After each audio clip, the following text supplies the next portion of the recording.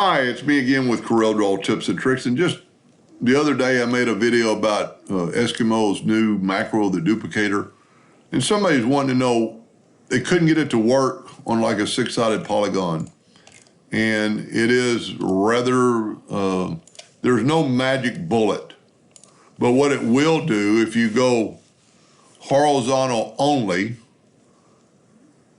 space between to the right with 0 offset, you get that.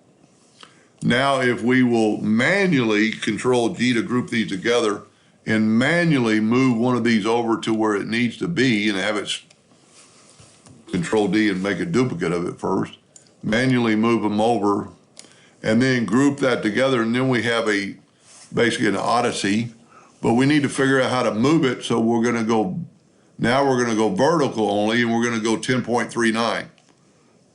And you hit, and you've got it done. Now, how did I get that 10.39? Well, that's the amount it needs to move. And we actually need, this low spot on this high spot. And you can't just go, well, this is 12 point, because it's measuring the high spot to the high spot, or the outside of the outside. So probably the safest way to go is to bring in an indexing line and go have it snap to there, bring in another one and have it snap to there, and then measure that indexing line and grab it on the edge and then start moving and hold down the control button so it's perpendicular. And we have that magical 10.39.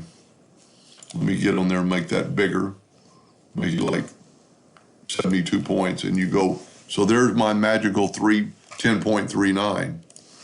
I'm not going to say it's magical. I'm hoping one of my mathematicians will figure out the way you could actually put them both in, but I've really played around with it. I don't think you can go horizontal or vertical at the same time.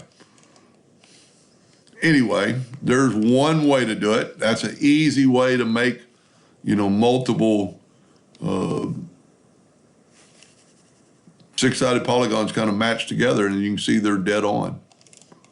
Anyway, I hope that answered their question. Thank you for watching.